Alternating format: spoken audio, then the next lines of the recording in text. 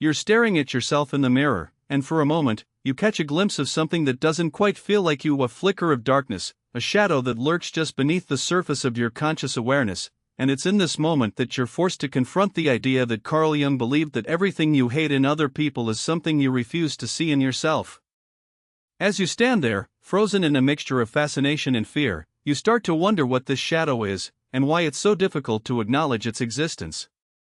You think about all the times you've judged others, criticized their behavior, or looked down on their choices, and you begin to realize that maybe, just maybe, you're not as different from them as you thought.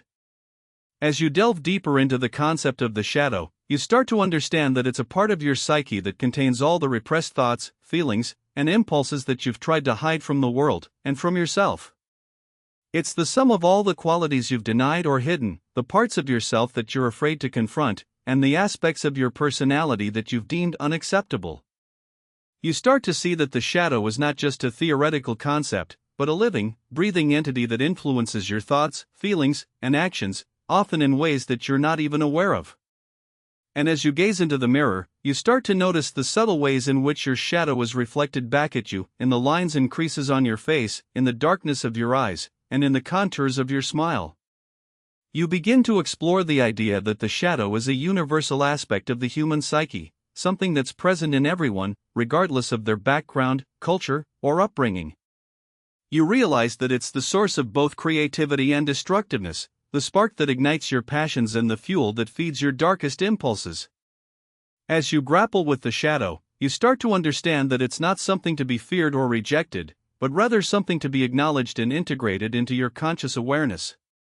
You think about the times when you felt like you're living a lie, pretending to be someone you're not, and you start to see that the shadow is the key to unlocking your true authenticity. As you continue to explore the concept of the shadow, you start to notice the ways in which it manifests in your relationships with others. You see how you're drawn to people who embody the qualities you've repressed or hidden, and how you're repelled by those who reflect back at you the aspects of yourself that you're afraid to confront. You realize that the shadow is not just a personal issue, but a collective one, something that's present in the culture and society around you. You start to understand that the shadow is the source of many of the world's problems, from prejudice and discrimination to war and violence. And as you gaze into the mirror, you start to see the ways in which your own shadow is connected to the shadows of those around you. You start to explore the idea that the shadow is a symbol of duality, representing the contradictions and paradoxes that are inherent in the human condition. You see how the shadow contains both light and dark, good and evil, and how it's the source of both creativity and destructiveness. You realize that the shadow is a reminder that nothing is ever purely one thing or the other, but rather a complex mix of opposites.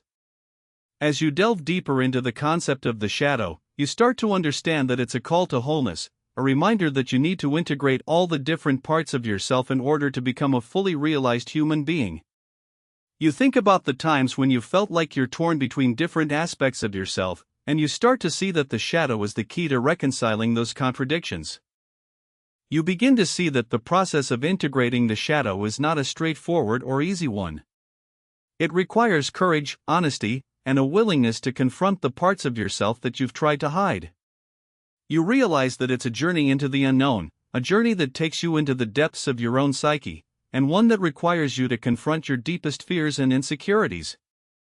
As you gaze into the mirror, you start to see the ways in which your shadow is reflected back at you, and you begin to understand that the journey of integration is a lifelong process, one that requires patience, persistence, and dedication. You think about the times when you felt like you're making progress, only to be confronted with new challenges and setbacks, and you start to see that the shadow is a reminder that growth and development are never linear. As you continue on this journey of self-discovery, you start to realize that the shadow is not just a personal issue, but a collective one.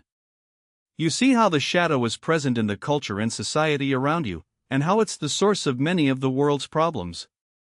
You start to understand that the process of integrating the shadow is not just about individual transformation, but about collective transformation as well. You think about the ways in which you can contribute to this process, by being more aware of your own shadow, and by working to create a more just and compassionate world.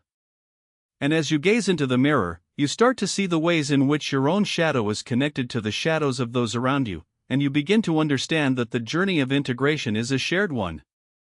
You're still standing in front of the mirror, staring at your reflection, and as you gaze into your own eyes, you're forced to confront the ultimate truth. The shadow is not just a part of you, it is you, and the moment you accept this, is the moment you'll finally be free.